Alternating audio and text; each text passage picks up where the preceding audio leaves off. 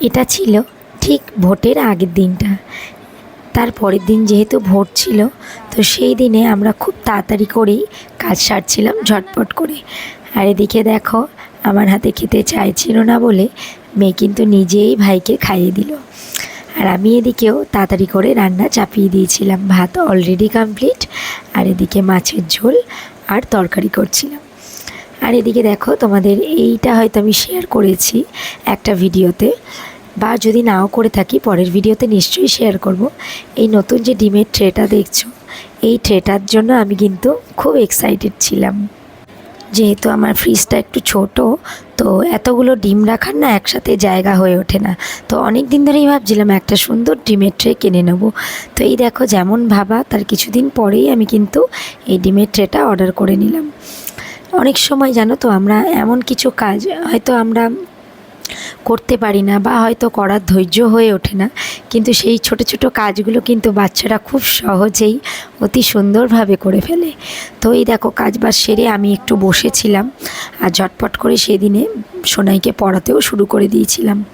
সোনাইয়ের পড়াটা আজকাল একটু কমই হয় ভাইয়ের জন্য। যখনই পড়াতে বসি ও চলে আসে, দিদির বই ছিঁড়ে দেয়, কখনো কখনো আমার কোলের মধ্যে ঢুকে যায়, তো ওকে পড়তে দেয় না।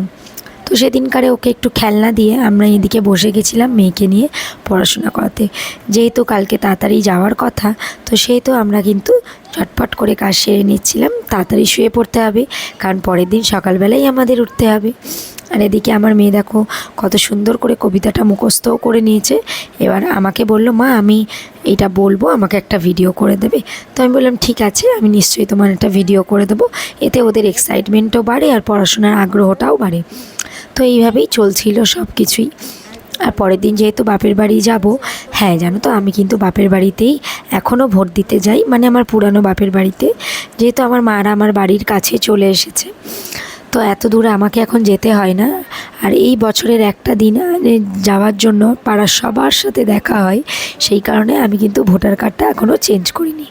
এই দেখো, সকাল সকাল উঠে আমরা কিন্তু রেডি হয়ে বেরিয়ে পড়েছি ট্রেনে যাওয়ার জন্য। সবাই মিলে আমরা অপেক্ষা করছিলাম যে কখন ট্রেনটা আসবে, আর আমরা খুব তাড়াতাড়ি ট্রেনে উঠে পৌঁছে যেতে পারবো।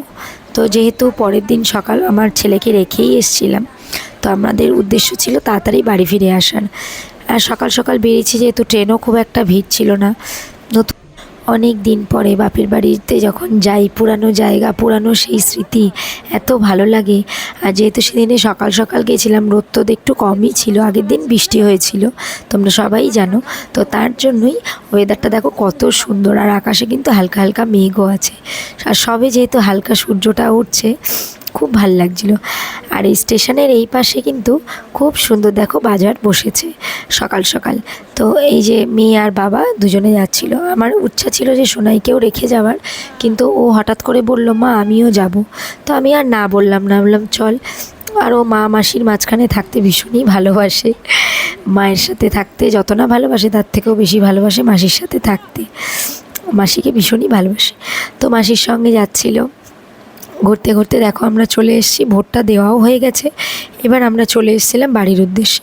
সেদিনে ভোটের জন্য একটু লাইনও পড়েছিল, খানিকক্ষণ আমরা লাইনে দাঁড়িয়ে ভোটটা দিয়ে নিলাম, আর তারপরে চলে আসলাম। দেখো আমাদের পাড়ায় না নতুন রাস্তা হয়েছে, আর এটা হলো ঠিক আমার বাড়ির পাশের মা কালীর মন্দির।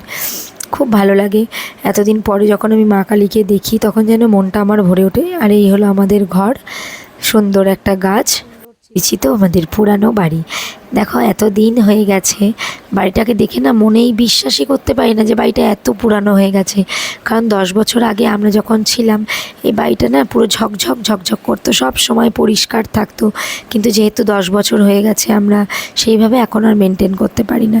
তো সেই কারণে বাড়িটা দেখতে দেখতে এতই পুরানো লাগে, কিন্তু আগে কখনোই এমন আমরা ফিল করতে পারতাম না। আর এই দেখো আমরা এখানে এসে সবার সাথে দেখা করলাম, এত ভালো লাগলো পাড়ায় ঘুরতে। সবার সঙ্গে দেখা করে আমরা চারপাশটা একটু ঘুরেও নিলাম, এবং ট্রেন ধরে আবার বাড়ি চলে এলাম। তো এসে দেখি এই দেখো আমার মহারাজ উঠে সোফায় খেলা করছে দাঁড়িয়ে দাঁড়িয়ে। এখন একটু বড় হয়েছে, তাই নিজে নিজে কিন্তু খেলাটাও করতে পারে, নিজের পছন্দের জিনিস বেছে নিতে পারে, যেটা ভালো লাগে সেটা নিয়েই খেলা করে। আর এই দেখো বই নিয়ে আবার পড়াশোনাও করতে পারে, প্রত্যেকটা পেজ উল্টে উল্টে দিদি দেখে যে পড়া করে, তো সেই দেখে দেখে ও কিন্তু পড়তে শিখে গেছে। কিছু বলতে না পারলেও ও করে নিজের মনের ভাবে কিন্তু বুঝিয়ে দেয় যে ও পড়তে জানে। তার এদিকে দেখো পড়তে পড়তে বইয়ের তো পেজগুলোও দেখো কীভাবে ছিঁড়েও ফেলেছে। তো আমি বলছিলাম তুমি একটু পড়াশোনা করো, আর ও কিন্তু সুন্দরভাবে পড়ছিল। তো সারাদিন এইভাবেই চলে গেল আজকের দিনটা। তারপর দেখলাম রাত্রেবেলায় আবারও বৃষ্টি নেমে গেল খুব জোরে। আর ওকে দেখাচ্ছিলাম, দেখো বাবা বৃষ্টি বৃষ্টি দেখে কিন্তু ও বুঝতে পারে সব কিছু। এসে আমাকে ডাকে, ও করে বলে মা বৃষ্টি পড়ছে, সেটা বলতে চায় কিন্তু বলতে পারে না। তো রাতে এত সুন্দর একটা বৃষ্টি দেখে আমরা কিন্তু ভালোই ঘুমটা দিলাম।